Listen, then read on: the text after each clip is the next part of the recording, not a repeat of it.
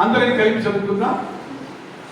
ఆయన కొండ మీద నుండి దిగి వచ్చినప్పుడు బహుజన సమూహములు ఆయనను వెంబడించెను. ఇదిగో కుష్ఠరోగి వచ్చి ఆయనకు మ్రొక్కి, ప్రభువా, నీకు ఇష్టమైతే నన్ను శుద్ధినిగా చేయగలవని. అందుకు ఆయన చెయ్యి చాపి వాని ముట్టి, నాకు ఇష్టమే, నీవు శుద్ధుడవు కమ్మని చెప్పాను.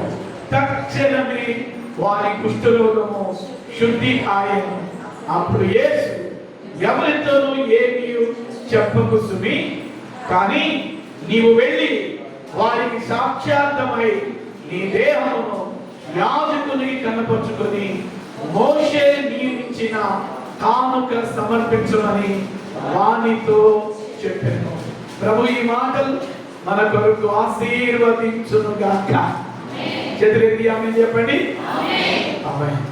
పోయిన వారం ఇదే అంశమును నేను మీతో మాట్లాడాను. కొండ మీద ప్రభు ఉన్నాడు, కొండ క్రింద కుష్ఠరోగి ఉన్నాడు. ఎప్పుడెప్పుడు ప్రభు కొండ దిగుతాడా అని కొండ దిగువన ఆ కుష్ఠరోగి ప్రభు రాకతో కనిపెడుతున్నాడు. ప్రభు వచ్చాడు, ప్రభు పాదాల దగ్గర సాగిలపడ్డాడు. వాడు అడుగుతున్నాడు, నీకిష్టమైతే నన్ను శుద్ధినిగా చేయమని. స్తోత్రం చెప్పండి. హల్లెలూయా. ఏమన్నాడు ఆ కుష్ఠరోగి? నీకిష్టమైతే చెప్పాలి. ఎవరికి ఇష్టమైతే? నీకిష్టమైతే నన్ను శుద్ధినిగా చేయమన్నాడు.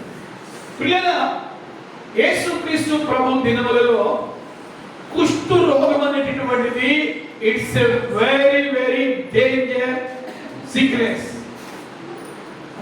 లెప్రసీ అంటారు ఇంగ్లీష్లో కుష్ఠరోగాన్ని. కుష్ఠరోగం అనేటటువంటిది చాలా ప్రమాదకరమైనటువంటి జబ్బు. అది ఒక మాటలో చెప్పాలి అంటే వంశ పారంపర్యమైన శాపం. వంశ పారంపర్యమైనటువంటి రోగాలలో ఆ కుష్ఠరోగం కూడా ఒకటన్నమాట.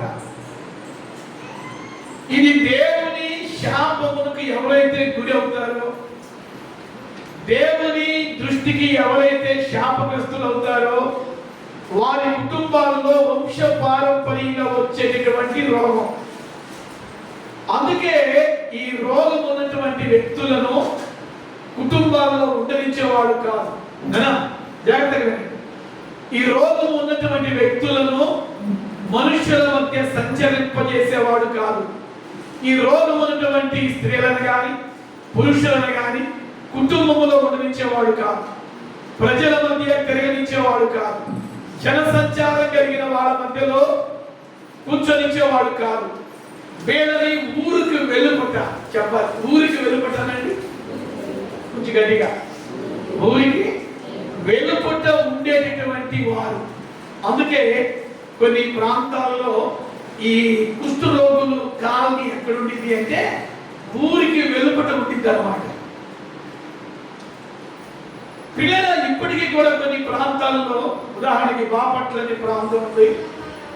నేను సేవకి దేవుడు నన్ను పిలిచిన కొత్తలో ఎక్కువగా వాళ్ళ మధ్యలో నేను పరిచయం చేశాను. ప్రతి వారం నాకు తెలిసిన ఒక పాస్టర్ గారు అక్కడ ప్రేయర్లు పెట్టేవాడు. పిల్లల వాళ్ళకి చేతులు అన్నీ కూడా తినేస్తాయి, కాళ్ళు తినేస్తాయి, ముక్కు తినేసింది. ఒకవైపు ఆ ద్రావకం కారతమనికి చేతులు. ప్రభు ప్రేమను బట్టి ఖచ్చితంగా అక్కడ ఓర్చుకోవాలి. మీలాంటి వాళ్ళైతే, మహాశుద్ధిగా ఉన్న వాళ్ళైతే అక్కడికి వెళ్ళి నిలబడటం కూడా కష్టమే. కానీ వాళ్ళకు కూడా ఆత్మ ఉంది కాబట్టి, వాళ్ళను కూడా దేవుడే కలుగు చేశాడు కాబట్టి, వాళ్ళలో మారుమనసు పొందిన వాళ్ళు ఉన్నారు, బాప్తీసం పొందిన వాళ్ళు ఉన్నారు. పిల్లలు వారి మధ్యలో సేవ చేసే ఎంతో మంది సేవకులు కూడా ఉన్నారండి. ప్రతి వారం వాళ్ళకి ఏదో ఒక ఐటమ్ పదార్థాలు కొనుక్కుని ఇంట్లో తయారు చేసుకుని వెళ్ళి వాళ్ళకి భోజనం పెట్టి అక్కడ వాళ్ళకి ప్రార్థన చేసి వాక్యం చెప్పేటటువంటి సేవకులు చాలా మంది ఉన్నారు. నేను బాపట్ల దగ్గర సేవ చేసే కొత్తలో పిల్లల అప్పుడు ఒక పాస్టర్ నన్ను అక్కడికి తీసుకెళ్లేవాడు వాక్యం చెప్తాను. దేవుని ప్రేమను బట్టి అక్కడ ఆ వాక్యం నిలబడి చెప్పేవాడు. పిల్లలు మీరు నమ్ముతారో లేదో, ఎంత ప్రేమ ఉంటే యేసు ప్రభు కూడా ఆయన దేవుడై ఉండి మానవునిగా జీవించిన దినాల్లో కొన్ని సందర్భాల్లో కుష్ఠరోగులు వాళ్ళకి యేసు ప్రభుని ఆహ్వానించారు. వింటున్నారా? బాగా శుద్ధిగా ఉన్న వాళ్ళకే భోజనానికి వెళ్తే కాదు, కొంచెం అసౌకర్యంగా ఉన్నప్పటికీ ప్రభు ప్రేమను బట్టి మనం వెళ్ళాలి. మనం ఏంటంటే డిగ్నిటీలో ఉన్న వాళ్ళ దగ్గరికి మనం వెళ్తాం, డిగ్నిటీలో హైఫై ఉన్న వాళ్ళ దగ్గరికి వెళ్తాం. నో, దేవుని బిడ్డల్లో అలాంటి స్థితి లేని వాళ్ళ దగ్గరికి కూడా మనం వెళ్ళాలి, పేదవాళ్ళ దగ్గరికి కూడా వెళ్ళాలి, దరిద్రుల దగ్గరికి కూడా వెళ్ళాలి, రోగగ్రస్తుల దగ్గరికి కూడా వెళ్ళి వాళ్ళ దగ్గర కూర్చోవాలి, వాళ్ళు నీళ్ళిస్తే తాగాలి, వాళ్ళు ఏది పెట్టినా మనం తినాలి, మొహం తిప్పుకోకూడదు. ఇంకొకరికి చెప్పండి, కొంచెం గట్టిగా చెప్పాలి, హల్లెలూయా. అది దేవుని ప్రేమ. వింటున్నారా? అది దేవుని ప్రేమ. దేవుని ప్రేమ ఒక వ్యక్తి ఎడల మనం ఎలా చూపుతామంటే, వాడు ఏది ఇచ్చినా ప్రభువును బట్టి మనం తీసుకోవాలి. మంచిగా ఇచ్చిన ఏది పెట్టినా ప్రభు ప్రేమను బట్టి మనం పిల్లగా ఆ సేవకులంగా మాకు ఈ అనుభవాలు ఎక్కువ కాబట్టి పిల్లగా ఒకే ప్రేమను మేము వ్యక్తం చేస్తాం. కనుక యేసు ప్రభు దినాల్లో ఈ కుష్ఠరోగులు ఎక్కడుండేవాళ్ళు అంటే ఊరికి వెలుపుతుండేవాడు. అలాంటి ఒంటరితనం, ప్రేమకు నోచుకోలేని స్థితి, కుటుంబాలతో సంబంధాలు పటిష్టం చేసుకోలేని స్థితి, పిల్లల అలాంటి ప్రజల మధ్యలో యేసు ప్రభు భోజనం చేశాడు. యేసు ప్రభు అలాంటి వాళ్ళకి వాక్యం చెప్పాడు. ఇక్కడ మనం చదువుకున్న ఈ మత్తయి సువార్త 8వ అధ్యాయంలో ఒక కుష్ఠరోగి పిల్లల వాడు ప్రభు దగ్గరకు వచ్చి సాగిలపడి అంటున్నాడు, యేసు ప్రభువా నీకిష్టమైతే, నా ఇష్టం కాదు, ఇంగ్లీష్లో ఏముందంటే if your will can you please cleanse మీ అని ఇంగ్లీష్లో. నీ చిత్తమైతే, నీకిష్టమైతే నన్ను శుద్ధినిగా చేయి. పిల్లల వాడు అడిగిన మాటలో ఎంత లోతైన అర్థం ఉందో మీరు తెలుసుకోవాలి. ఈరోజు నేను వాడిని బాగుపడిన తర్వాత ప్రభు 2 పనులు చెప్పాడు, 2 పనులు చేయమని చెప్పాడు. ఆ 2 పనులు ఈరోజు మీకు చెప్తాను. దానికి ముందుగా వాడన్న ఒక మాట ఏంటంటే, ప్రభువా నీకిష్టమైతే అని. వాడు ఎవరి ఇష్టాన్ని కోరుకున్నాడు అంటే దేవుని ఇష్టాన్ని కోరుకున్నాడు. నీ ఇష్టమైతే, నీకు నేను బాగుపడటం ఇష్టమైతే. మనుషుల ఇష్టాలు ఎలా ఉంటాయి అంటే మనను నాశనం అవ్వాలని, మనం పాడైపోవాలని, ఎప్పుడు మనం రోగాలతో రొప్పులతో మూలుగుతూ ఉండాలని కొంతమంది ఎదురు చూస్తూ ఉంటారు. మన బంధువులే, మన స్నేహితులే, మన రక్త సంబంధికులే.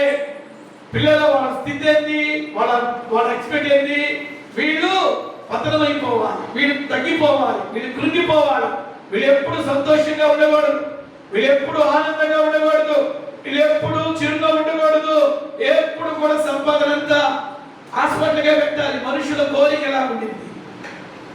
కొంతమంది అండి ఎదుటి వ్యక్తులు క్షేమాన్ని చూసి ఓరవలేని వాళ్ళు ఉంటారు. వాళ్ళకి ఏది ఇష్టమో నువ్వు ఎప్పుడు ఏడుస్తూ ఉంటే వాళ్ళు ఇష్టపడతా ఉంటారు. వాళ్ళకి ఏది ఇష్టం, ఎప్పుడు భార్య భర్తలు కొట్టుకుంటూ ఉంటే అప్పుడు జనాలకు ఇష్టం. కొంతమంది ఉన్నారు వాళ్ళకి ఏది ఇష్టం అంటే ఎప్పుడు కూడా నువ్వు రోగముతో అనారోగ్యంతో మూలుగుతూ ఉరుక్కుతూ ఉండాలని మనుషులు కోరుకుంటూ ఉంటారు. ఇది మనుషులు మన నుండి ఎక్స్పెక్ట్ చేసే. పచ్చగా ఉంటే ఓర్చుకోలేరు పిల్లలు. ఎలాంటి సమాజంలో మనం ఉన్నాం. ఒక మంచి ఇల్లు కట్టుకున్న ఓరవలేని స్థితి, ఒక మంచి బట్టలు వేసుకున్న ఓరవలేని స్థితి, ఒక మంచి ఆహారం నీవు నీ భర్త నీవు నీ పిల్లలు కడుపు నిండా తింటున్నా ఓరవలేని ప్రజలు నీ చుట్టూ ఉన్నారు. They are living arounding in your place. నీ ఇంటి చుట్టూ అలాంటి ప్రజలు ఉంటారు. పైకి మాట్లాడుతున్నట్టుగానే ఉంటారు, పైకి పలకరిస్తున్నట్టుగానే ఉంటారు, కానీ వారి అంతరంగము, దావీదంటాడు, వారి అంతరంగము నాశనకరమైన గుంట. వాళ్ళ పెదవులతో నిన్ను పొగుడుతారే గాని వారి పెదవుల కింద సర్పముంది, విషముంది అంటాడు. అంటే మనుషుల మనస్తత్వాలు ఎప్పుడు కూడా మనం పచ్చగా ఉంటే, ఆనందంగా ఉంటే, సంతోషంగా ఉంటే, 4 రాళ్ళు వెనకేసుకుంటా ఉంటే ఓడవలేని ప్రజలు నీ చుట్టూ ఉన్నారండి. అలాంటి భయంకరమైన సమాజంలో మనం ఉన్నాం. అలాంటి ప్రమాదకరమైనటువంటి మనుషులు. నువ్వేం చేస్తావంటే వాడు గుడ్డిగా నిర్ణయిస్తావు. నువ్వేం చేస్తావంటే గుడ్డిగా అసలు నీకేమో దగ్గర నువ్వు దేవుని పెట్టావు కాబట్టి ఎప్పుడు కూడా నువ్వు వాళ్ళ క్షేమాన్ని కోరుకుంటావు. అవునా? ఆమె చెప్పండి. హల్లెలూయా. దేవుని ఎరగని వాళ్ళు మన నాశనాన్ని కోరుకుంటారు. దేవుని ఎరిగిన బిడ్డలుగా మనం ఏం కోరుకుంటాం? వాళ్ళ క్షేమాన్ని కోరుకుంటాం, వాళ్ళ ఆశీర్వాదాన్ని కోరుకుంటాం, వాళ్ళ దీవెనను కోరుకుంటాం.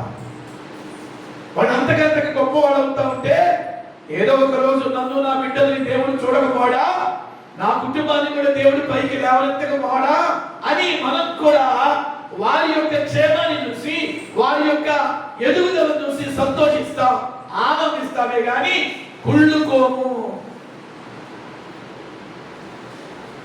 వీడంటున్నాడు, నీకు ఇష్టమైతే మనుషుల ఇష్టాలు మనం ఎండిపోవాలని, తగ్గిపోవాలని, దిగిపోవాలని, బలహీనపోవాలని ఇది మనుషుల ఇష్టం.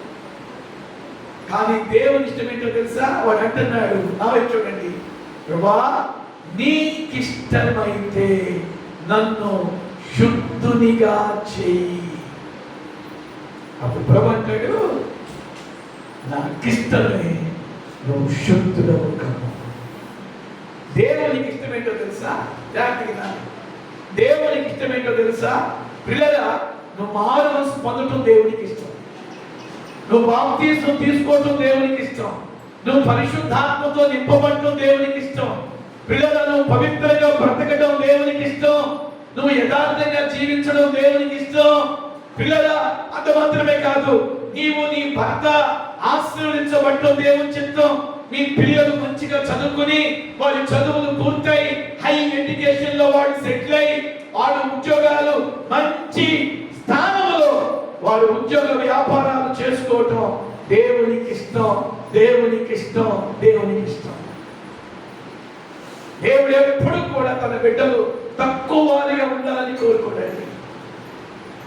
ఒక కలెక్టర్ ఉన్నాడు అనుకో, ఆ కలెక్టర్ ఒక కొడుకున్నాడు అనుకో, ఎప్పుడు చినిపోయిన బట్టలతో, చింపిన జుట్టుతో, మురిగ్గా కనబడ్డాడు అనుకో, కలెక్టర్ అంటాడు, అరే నా హోదాల బట్టి అయినా నువ్వు జాగ్రత్తగా ఉండరా అంటాడు.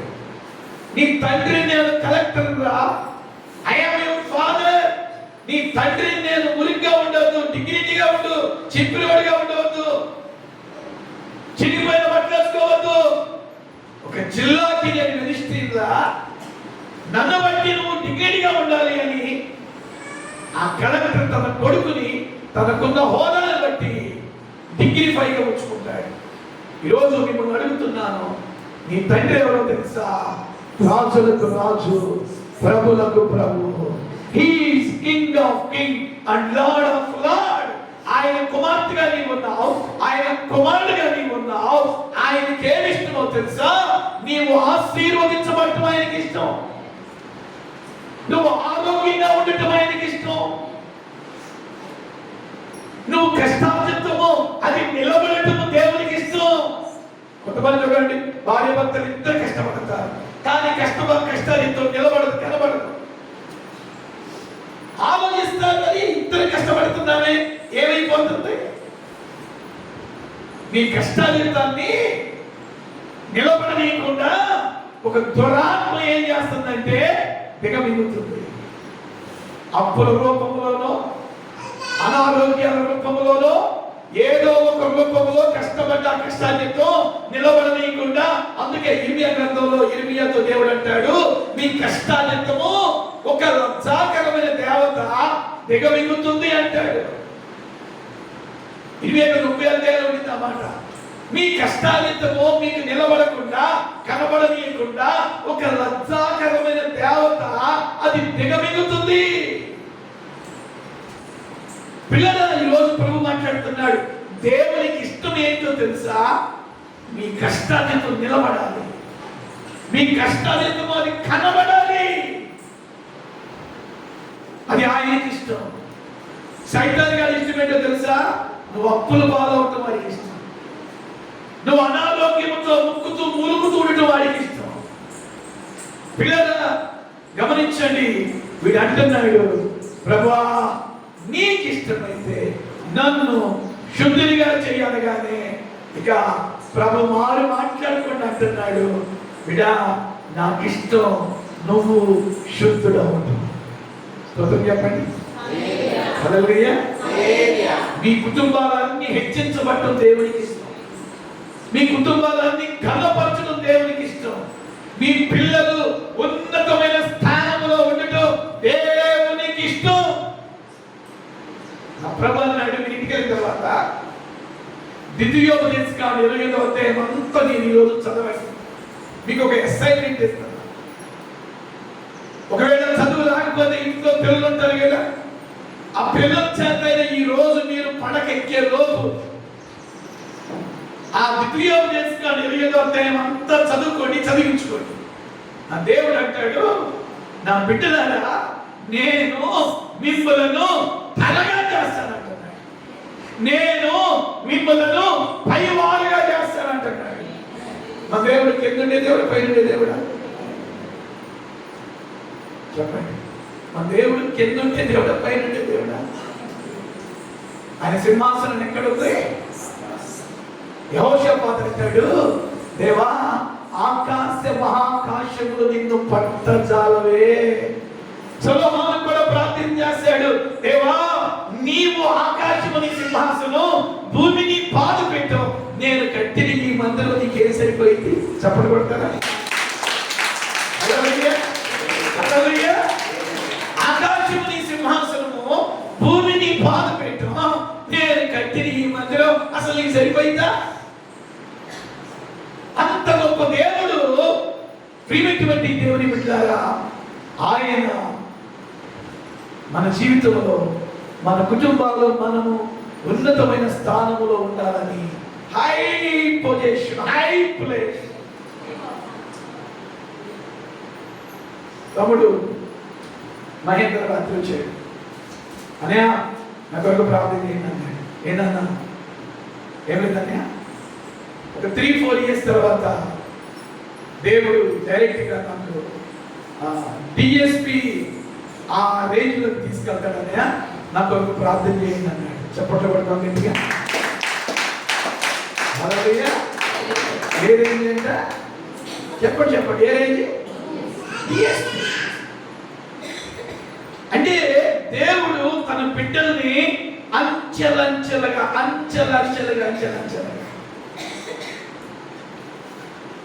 ప్రియమైన దేవుని బిడ్డలు మన రాఫా బ్లెస్సింగ్ చర్చిలో అన్ని విధాలుగా హై పొజిషన్ లో బిడ్డలు కావాలి. ఇది మా ప్రార్థన.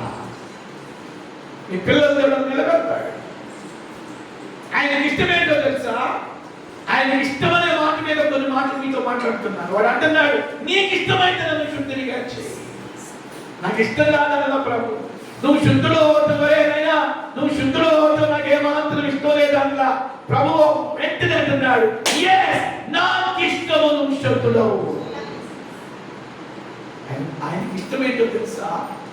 మనం అన్ని విధాలుగా వర్ధిల్లాలి, దీవించబడాలి. పిల్లల ఆరోగ్యములో, ఐశ్వర్యములో, వస్తువుల్లో, ధనములో, పిల్లల పేరు ప్రఖ్యాతుల్లో, అన్నిటిలో ఒక మాట చెప్పాలంటే ఈ లోకం అనే మాట ఏంటో తెలుసా? బా వీళ్ళు 3 పూల కాయలు ఉన్నారా? ఎలా ఉన్నారంట?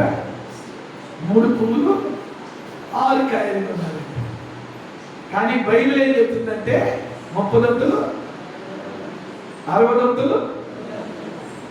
ఆమేన్ చెప్పండి. హల్లెలూయా. దేవుని ఇష్టమేంటో తెలుసా? నువ్వు 30 దంతులతో ఆగిపోకూడదు. దేవుని ఇష్టమేంటో తెలుసా? నువ్వు 60 దంతులతో ఆశీర్వాదంతో రాకూడదు.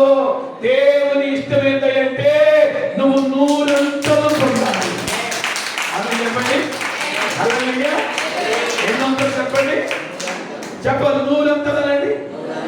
చేయి పైకి ఎత్తండి, కుడి చేయి పైకి ఎత్తండి. నేను, నా కుటుంబం, నా సంఘము ఎన్నంతలు చెప్పాలి? 30, 60, 100, 100 ఆశీర్వదించబడుదుము. ఆమేన్. కొంచెం గట్టిగా చెప్పండి ఆమేన్. ఆమేన్. మా దేవుడు ఎలాంటి దేవుడు అంటే ఇరుకుని విశాలంగా చేస్తాడు. హల్లెలూయా. హల్లెలూయా. ఎలా చేస్తాడండి అబ్రహాం? ఎలా చేస్తాడు దేవుడు? ఇరుకుని చెప్పండి ఇరుకుని విశాలంగా చేస్తాడు. ఏలియా సారెపతి ఊరు వెళ్తాడు. ఏ ఊరు వెళ్తాడు? దేవుడు అంటాడు, ఏలియా 3.5 సంవత్సరాలు భూమి మీద నేను కరువు రప్పించబోతున్నా. ఎంత కరువు అంటే మనుషులు పీక్కు తినే అంత కరువు. నువ్వు నా సేవకుడివి, నువ్వు నా ప్రవక్తవి, నేను నిన్ను పోషిస్తాను. దేవుడు పని ఏంటో తెలుసా? దేవుడు ఖచ్చితంగా తన బిడ్డల్ని పోషిస్తాడు. అని చెప్పండి. ఏదో ఒక రూపంలో మీ దగ్గరికి పోషణ అనేది వచ్చింది. మిమ్మల్ని అన్యులకు వలె, అన్య జనాలకు వలె దేవుడు ఎట్టి పరిస్థితుల్లో పస్తు పెట్టడు. చదివితే ఆమె చెప్పండి. హల్లెలూయా. సారిపత్యాలు అన్నాడు. సారిపత్తి వెళ్తే అక్కడ ఒక పేద విధవరాలు పిల్లల పిండిలో ఆ బుడ్డిలో ఆ తొట్టిలో కొంచెం పిండి ఉంది, ఆ బుడ్డిలో కొంచెం నూనె ఉంది. ఏలియా దైవజనుడు అలాగానే అంటున్నాడు, దైవజనుడు రాగానే మీరు ఏమిస్తారు? భోజనం పెట్టేది పక్కన పెట్టండి. ఏ టీనో ఏ కాఫీనో లేకపోతే మంచి నీళ్ళు ఏదో ఇస్తారు. కాస్త లంచ్ టైంకి వస్తే ఖచ్చితంగా ఫస్ట్ గారండి భోజనం చేసి ఖచ్చితంగా మీరు అంటారు. ఆమె చెప్పండి. ఆమె చెప్పండి. అంటారా? చెప్పండి. ఖచ్చితంగా అంటారు. పిల్లల ఏలియా అనగానే రాగానే వందనాలు చెప్పింది. వందనాలు చెప్పగానే ఈ లోపల అంటున్నాడు, మంచిగా తీసుకురా అన్నాడు. అమ్మా మంచిగా తీసుకొస్తావా? అయ్యా బతికిపోయాను, రొట్టె అడగలేదు, మంచితోనే ముగించుకుని వెళ్ళిపోతాడేమో అనుకుంది. కానీ ఈ ఇంట్లోకి మంచిగా తీసుకుని వెళ్ళడానికి వెళ్తాడగానే దైవజనుడు అన్నాడు, ఆ చేత్తోనే. ఆమె చెప్పండి. ఆ చేత్తోనే అప్పం ఒకటి పట్టుకురామా అన్నాడు. ఆమె ఏమంటుంది? దైవజనుడా, నీ ప్రాణం తోడు, నీ జీవం తోడు, ఇదిగో ఇదిగో పిండి యొక్క తొట్టిలో కొంచెం పిండి, ఒక రొట్టెకి సరిపడా పిండి, ఆ రొట్టె కాల్చుకోవడానికి తగ్గ నూనె మాత్రమే బుడ్డిలో ఉంది. ఈ ఒక్క రొట్టె కాల్చుకుని ఇక మేము దేని కొరకు ఎదురు చూస్తామో తెలుసా? సగం నా కొడుకు తింటాడు, సగం నేను తింటాను, గుక్కడి మంచిడు తాగుతాం. ఇక ఏ రొట్టె లేదు, తొట్టిలో పిండి లేదు, బుడ్డిలో నూనె లేదు. ఇక మేము దేని కొరకు ఎదురు చూస్తామో? చావు కొరకు మేము ఎదురు చూస్తున్నాం. అది ఆమె ఆలోచన, అది ఆమె తలంపు. ఇప్పుడు దైవం ఏంటంటున్నాడు? భయపడొద్దమ్మా, ఒక ఉద్దేశముతో, ఒక ప్రణాళికతో దేవుడు నన్ను నీ దగ్గరకు పంపాడు. దేవుడు చెప్తున్న మాట చెప్తా విను. ఏం చెప్తున్నాడు తెలుసా? నీవు మొదటి అప్పమును తీసుకొచ్చి నా చేతిలో పెట్టు, కరువు కాలం అంతా. చేతులెత్తి ఆమె చెప్పండి. చేతులెత్తి ఆమె చెప్పండి. చేతులెత్తి ఆమె చెప్పండి. కరువు కాలం అంతా నిన్నును నీ కుమారుణ్ణి దేవుడు పోషిస్తానని వాగ్దానము చేస్తున్నాడు. దేవునికి ఇష్టమేంటో తెలుసా? ఎంత కరువున్నా నీకు ఆహారం వచ్చింది. అదే చెప్పండి. హల్లెలూయా. చాలా పర్యావరణ చాలా టైట్ గా ఉందంటాం. ఏమంటాం చెప్పండి? ఇంట్లో చాలా టైట్ గా ఉంది, అస్సలు టైట్ గా ఆ టైట్ లో నేను దేవుడికి సేవ చేస్తాను. అనే చెప్పండి. లేదు అనుకున్న టయానికే పంపిస్తాడు. నేను ఒంగోలేనండి, మన బిడ్డలు ఉన్నారు, రజియా, మస్తాన్ అలీ, ఒంగోలు ఉంటారు. వాళ్ళకి దేవుడి కుమారులు ఇచ్చారు. చిన్న కుమారుడికి ఫస్ట్ బర్త్డేకి ఆ సెలబ్రేషన్ చేసుకున్నారు, ఫోటో పెట్టుకున్నారు. వెళ్ళాం. అక్కడ ఒక తమ్ముడు చెప్తాడు, ఫస్ట్ గారండి లేదు అన్న టయానికే దేవుడు తీసుకొచ్చి పెడతాడండి. హల్లెలూయా. ఆయన కాదు, ఆయన బిడ్డలని దేవుడు పిల్లల కరువులో పిల్లల ఆర్థికంగా ఇబ్బంది పడనివ్వడు. ఆయన ఇష్టం ఏంటో తెలుసా? ఇరుగ్గా ఉన్న టైంలోనే కార్యములను పరిస్థితులను విశాలము చేస్తాడు. ఆయనకి ఇష్టం ఏంటో తెలుసా? నువ్వు మంచి ఆహారం. ఆయనకి ఇష్టమేంటో తెలుసా? నువ్వు మంచిగా ఉండటం ఆయనకి ఇష్టం. ఆయనకి ఇష్టమేంటో తెలుసా? ఏది తక్కువ కాకుండా. ఆ మాట వరకండి, చెప్పండి చెప్పండి, ఏది తక్కువ కాకుండానండి. హల్లెలూయా. కుడి చేపెట్టి ఈ మాట చెప్పండి, నా దేవునికి నా జీవితంలో నా కుటుంబంలో ఏది తక్కువ కాకుండా నేను కలిగి ఉండటం ఆయనకు ఇష్టము. ఎవరికి ఇష్టం అంట? చెప్పండి చెప్పండి. ఆయనకి ఇష్టం అనండి. ఆయనకి ఇష్టమైంది ఏది తక్కువ. నీకొరకు ప్రాణం పెట్టింది దేవుడు, నీకొరకు రక్తం కాల్చింది దేవుడు. ఆకాశానికి భూమికి మధ్యన ఆ నిలువుకో ఈ అడ్డపల్లి మీద వేలాడదీయబడ్డ ఆయన కంట నీ జీవితంలో నీ ఇంటిలో ఏది తక్కువ అవుతుందో ఆయనకి ఇష్టం ఉండదంట. తక్కువ అవుతూ ఉండగానే పంపిస్తాడు. నమ్మిన వాళ్ళు ఆమె చెప్పండి. ఆమేన్. హల్లెలూయా. తక్కువ అవుతూ ఉండగానే పంపిస్తాడు. నమ్మితే ఇలాంటి అనుభవంలోకి నువ్వు వెళ్తావు. నువ్వు నమ్మితే ఇలాంటి కార్యాలు నువ్వు పొందుదువు గాక. చెప్పండి హల్లెలూయా. ఆయనకు ఇష్టం. హల్లెలూయా. ఏమి ఇష్టం? ఇప్పుడు వరకు నేను చెప్పానే అలా ఉండటం ఆయనకి ఇష్టం. హల్లెలూయా. హల్లెలూయా. ఇప్పుడు ముగింపు ఒక 10 నిమిషాలు టైం ఉంది. ఈ 10 నిమిషాలు మీరు ఏం వినాలంటే, ఆ బాగుపడ్డ తర్వాత వాడు తక్షణం అనే మాట అక్కడ రాయబడింది. నాకు ఇష్టమే, నాకు ఇష్టమే నువ్వు శుద్ధుడవు కా. ఒక మాట, వన్ వర్డ్ వాడి బాగు చేశాడు. ఒక మాట వాడి రోగమును బాగు చేసింది. స్తోత్రం చెప్పండి. హల్లెలూయా. హల్లెలూయా. వాడు బాగుపడ్డాడు. ఇప్పుడు బాగుపడితే పిల్లలు అంతకు ముందు ఉన్నటువంటి గుర్తురోగం లేదు. చేతులు చూసుకున్నాడు, కాళ్ళు చూసుకున్నాడు, ముఖం చూసుకున్నాడు. Perfect, all right. ఆరోగ్యం కలిగిన దేహము ఒక వ్యక్తి జీవితంలో ఎలా ఉండిందో అలా మారిపోయాడు. ఇక్కడ నేను మీకు ఒక మాట చెప్తాను. ప్రభు బాగు చేస్తే ఆ రోగపు ఛాయలు ఇంకెన్నడూ కనపడవు.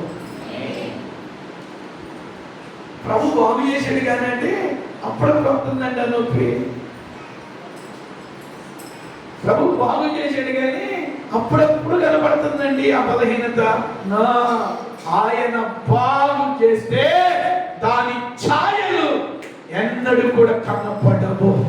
సంఘముతో ఆత్మ చెప్పుచున్న మాట చెవి కలిగిన వారు విందురు గాక. చంద్రతి ఆమె చెప్పండి. హల్లెలూయా. ప్రభు బాగు చేస్తే అలా ఉండింది.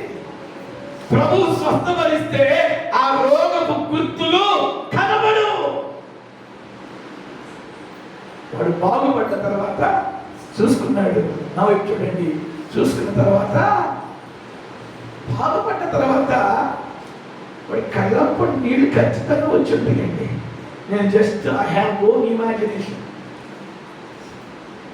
ఇంతకాలం భార్యకు దూరంగా ఉన్నాడు, ఇంతకాలం బిడ్డలకు దూరంగా ఉన్నాడు, ఇంతకాలం బంధువులకు దూరంగా ఉన్నాడు, ఇంతకాలం స్నేహితులకు దూరంగా ఉన్నాడు.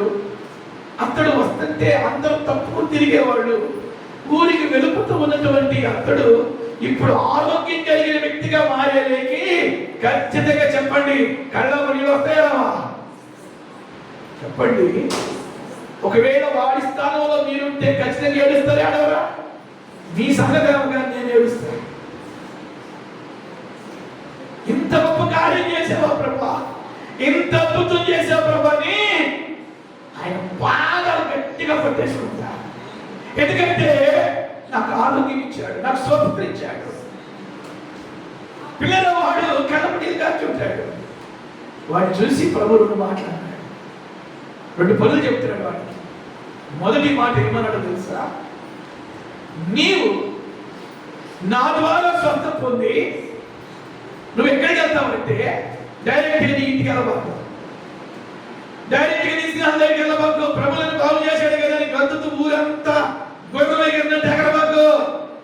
నువ్వు బాగుపడ్డ తర్వాత గొడవ ఎగిరినట్టు తర్వాత ఎగిరింది కానీ నువ్వు బాగుపడ్డ తర్వాత నువ్వు చేయాల్సిన 2 పనులు ఉన్నాయి. ఆ 2 పనులు చేసి నువ్వు ఎక్కడికి వెళ్ళలేదు. మొదటి పని ఎక్కడికి వెళ్ళమంటాడంటే నువ్వు దేవాలయానికి వెళ్ళు. అక్కడ దేవాలయంలో ఒక యాజకుడు ఉంటాడు.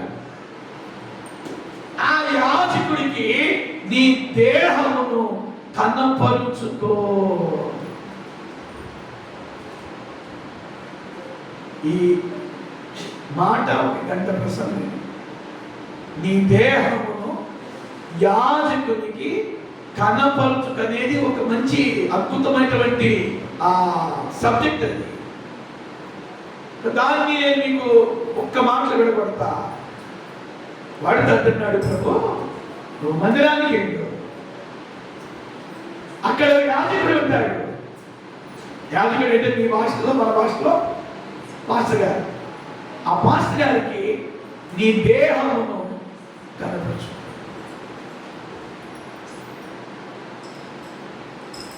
ఎందుకు ప్రభు నీ దేహమును యాజకునికి కనపరుచుకోమన్నాడు అంటే ఆ ఊరిలో ఎంతమంది కుష్ఠరోగులు ఉన్నారో ఎవరికి తెలిసింది? యాజకుడికి తెలిసింది. నిర్గమాకాండంలో నుండి ఆ మాట. ఆ ఊరిలో, ఆ పులిమేరలో, ఆ పట్టణంలో ఎంతమంది కుష్ఠరోగులు ఉన్నారో ఆ సంఖ్య, ఆ వ్యక్తులు ఎవరికి తెలుస్తారు? యాజకుడికి తెలుస్తారు.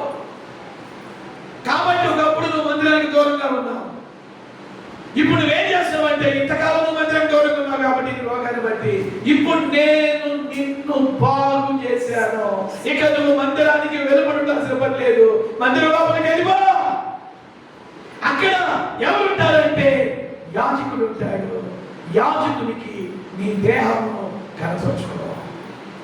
చూడండి, ఇక్కడ యాజకుడు ఉన్నాడు. ఇక్కడ కుష్ఠరోగులు బాగైన కుష్ఠరోగి వచ్చి, అయ్యా నా కాళ్ళు చూడయ్యా, నా చేతులు చూడయ్యా, నా ముఖాన్ని చూడయ్యా, నీ దేహమును స్వస్థత నొందిన నీ దేహమును, కుష్ఠరోగము నుండి విడుదల పొందిన నీ దేహమును యాజకునికి కనపరుచుకో. ఈ ఆత్మీయ అర్థమేంటో తెలుసా? మన దేహములు యాజకునికి కనపరుచుకో అనే మాటకు ఆత్మీయ అర్థమేంటో తెలుసా? యాజకుడు ప్రభువైన యేసుక్రీస్తు. ఆ స్వస్థత నొందినటువంటి ఆ కుష్ఠరోగి నువ్వు నేనే. ఆయన ఎదుట మన జీవితము పవిత్రముగా ఉంచుకోవడం నేర్చుకోవాలి. మన ఆలోచనలు ఆయన ఎదుట సక్రమంగా ఉంచుకోవాలి. ఆ ప్రధాన యాజకుని ఎదుట మన దేహమును కనపరుచుకున్నట్టు అనే మాటకు అర్థం ఏంటంటే మన ఆలోచనలు ఆయన ఎదుట సక్రమంగా ఉండాలి, మన చూపులు ఆయన ఎదుట సక్రమంగా ఉండాలి, మన నోటి మాటలు ఆయన ఎదుట సక్రమంగా ఉండాలి, మనం వినే విషయాలు ఆయన ఎదుట సక్రమంగా ఉండాలి, మన నడక పడక ఆ ప్రధాన యాజకుడైన యేసయ్య ఎదుట వంకరగా ఉండకూడదు. నీ దేహమును ఆయనకు, ఆ యాజకునికి కనపరుచుకునే మాటకు అర్థము ఆ యాజకుడు ప్రభువైన యేసు, ఆ రోగి బాగుపడినటువంటి ఆ కుష్ఠరోగి నువ్వు నేను. మన జీవితం ఆ ప్రధాన యాజకుడైన యేసయ్య ఎదుట సక్రమముగా ఉండును గాక. ఆమేన్ అంటారేమో అనుకుంటున్నా. కొంచెం గట్టిగా చెప్తారా? నిన్ను చూసినప్పుడు ఇక కుష్ఠరోగము తాలూకా ఆ రోగము ఆనవాళ్ళు ఎక్కడ కనబడకూడదు.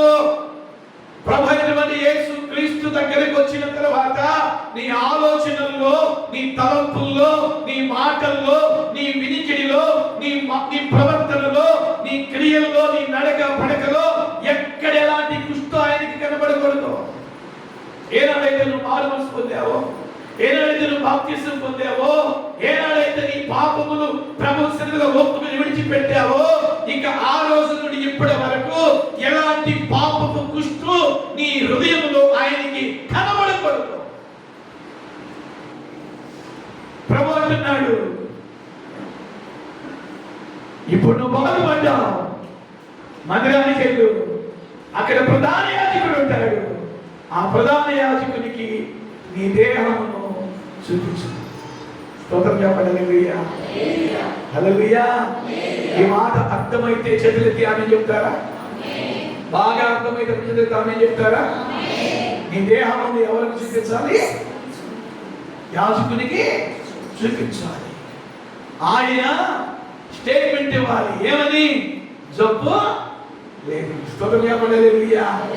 మన ప్రధాన యాజకుడు ప్రభువైన యేసయ్య కూడా, నా బిడ్డ, ఇదిగో నీ మనసులో ఏ వంకరతనం లేదు, నీ చూపుల్లో ఏ వంకరతనం లేదు, నీ మాటల్లో ఏ వంకరతనం లేదు, ఇదిగో నీ వినే విషయాల్లో ఏ వంకరతనం లేదు, నీ నడక పడకలో ఎక్కడ నాకు ఆ యొక్క వంకర ఆనవాలు, వంకరతనపు ఆనవాలు కనబడటం లేదు అని ప్రధాన యాజకుడైన యేసయ్య కూడా మనల్ని గురించి, ఎస్పెషల్లీ ఈ లైవ్ లో ఎందరో దేవుని వాక్యాన్ని వీక్షిస్తున్నారు, ఏ ఏ ప్రాంతాల నుండి దేవుని వాక్యాన్ని వినబోతున్నారో, మన రాబోయే సంఘంలో ఉన్న మనందరినీ కూడా ఆయన అంటున్నాడు, నీవు నా ఎదుట సక్రమంగా ఉంటూ వంకరతనాన్ని విడిచిపెట్టు అంటున్నాడు. స్తోత్రం చెప్పండి. హల్లెలూయా. చాలా మంది మారు మనసు పొంది బాప్తిసం తీసుకుని మందిరానికి వెళుతూ కూడా వంకర చూపులు మానరు, వంకర తలంపులు మానరు, వంకర మాటలు మానరండి, వంకర పనులు చేస్తూనే ఉంటారు, వంకర మార్గాల్లో వెళుతూ ఉంటారు. ప్రధాన యాజకుడైన యేసయ్య అలాంటి వారు నిత్యము చూస్తున్నాడు. చూసి చూసి చూసి చూసి వంకరతనం మారటం లేదనుకో, ఒక్క దెబ్బ కొడతాడు. వాక్యం అర్థమైతే స్తోత్రం చెప్పండి. హల్లెలూయా, హల్లెలూయా. ప్రియమైన దేవుని బిడ్డలారా, బుద్ధిపూర్వకంగా చేసే తప్పులకు క్షమాపణ ఉండదు. మనం సత్యముల గురించి అనుభవ జ్ఞానం పొందిన తర్వాత బుద్ధిపూర్వకంగా పాపము చేస్తే ఆ పాపానికి బలి ఉండదు అంటాడు. ఒక వ్యక్తి ఎందుకు బలి అర్పిస్తాడు అంటే, ఆ దినాల్లో క్షమాపణ కొరకు తను చేసిన తప్పులు పాపముల కొరకు యాజకుడి దగ్గర బలి అర్పించేవాడు. మన యాజకుడైన ప్రధాన యాజకుడైన ఆయన మనందరి కొరకు బలి అయ్యాడు. మారు మనసు పొంది బాప్తిసం పొందిన తర్వాత ఇక మన జీవితంలో బుద్ధిపూర్వకమైనటువంటి మాటలు, బుద్ధిపూర్వకమైన తప్పులు, బుద్ధిపూర్వకమైనటువంటి పాపములు చేయడానికి వీలులే. స్తోత్రం చెప్పండి. హల్లెలూయా. నీ దేహమును ఎవరికి చూపించుకోవాలంట? చెప్పాలి, ఎవరికి చూపించుకోవాలంట? యాజకుడికి. యాజకుడి దగ్గరికి వెళ్ళు, ఆయన నీ దేహాన్ని చూస్తాడు, ఆయన స్టేట్మెంట్ ఇస్తాడు. ఒకప్పుడు కుష్ఠరోగం ఉంది, ఇప్పుడు లేదు. స్తోత్రం చెప్పండి. హల్లెలూయా. ప్రభు దగ్గరికి వచ్చిన తర్వాత మనము ఆయన దృష్టికి శుద్ధులముగా కనబడుదుము గాక. చదివేది ఆమేన్ చెప్పండి.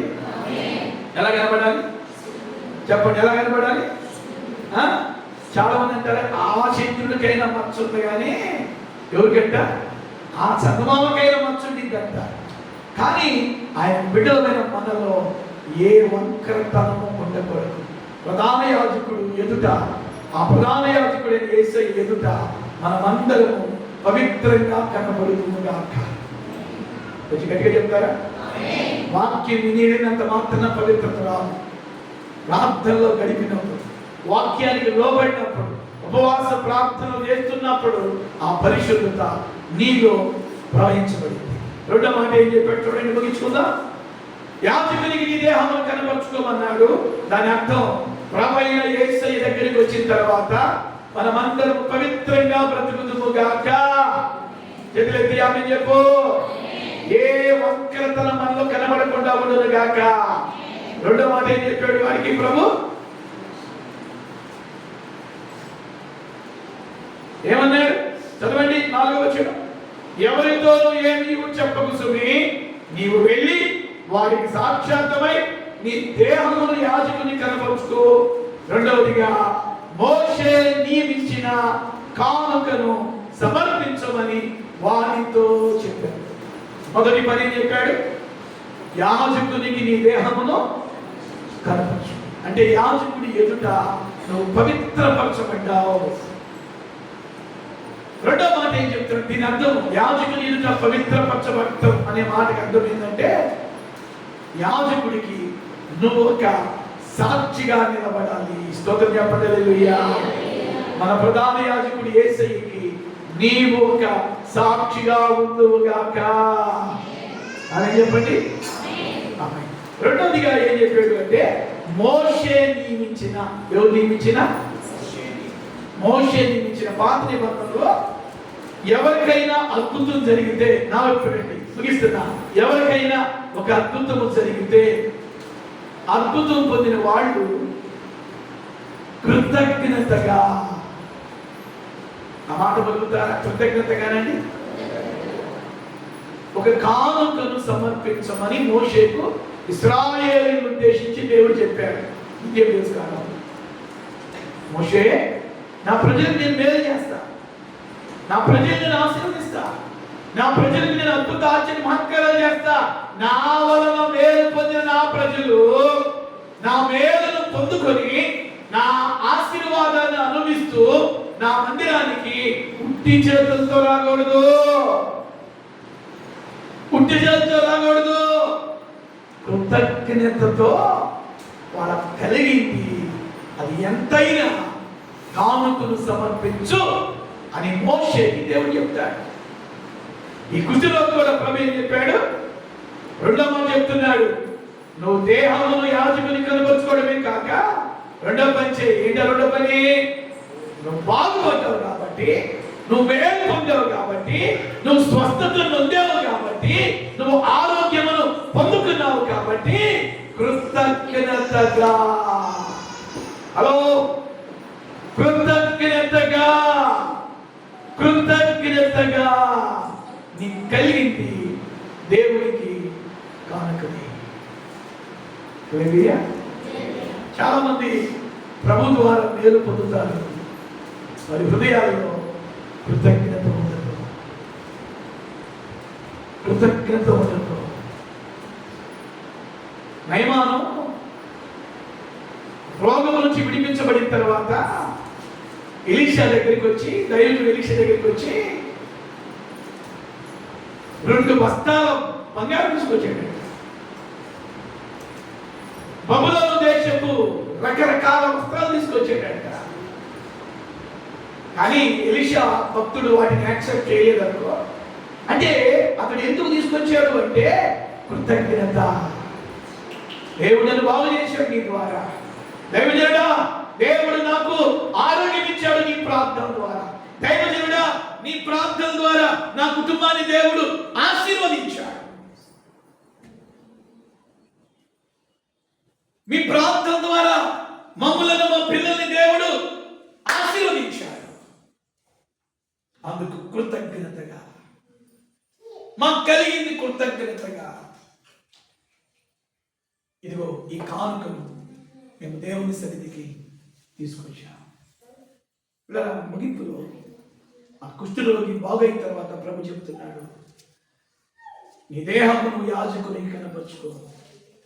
దీని అర్థం దేవుని ఎదుట మనం పవిత్రంగా ఉండాలి. రెండవదిగా దేవునికి మనం సాక్షులుగా ఉండాలి. రెండవదిగా వాడితో చెప్పిన మాట, మోషే నియమించిన కానుకను చెల్లించు. అంటే మోషే నియమించిన కానుక దేన్ని చూపిస్తుందంటే కృతజ్ఞత. ఇక్కడ గుడి మీద చేపెట్టుకున్నాం కదా, కృతజ్ఞత కలిగి ఉండాలి అని చెప్పండి. హల్లెలూయా. ఏం కలిగి ఉండాలి? ఒకసారి చేపెట్టి చెప్పండి, నా దేవా, నీవు నా జీవితంలో, నా కుటుంబంలో చేసిన ప్రతి మేలుకు, ప్రతి అద్భుతంకి, ప్రతి ఆశీర్వాదంకి నా జీవిత కాలం అంతా నీకు నేను కృతజ్ఞుడనై, కృతజ్ఞురాలనై ఉంటాను. తల వంచండి, ప్రార్థన చేసుకుంటాం. తల వంచండి, ప్రార్థన చేసుకుంటాం.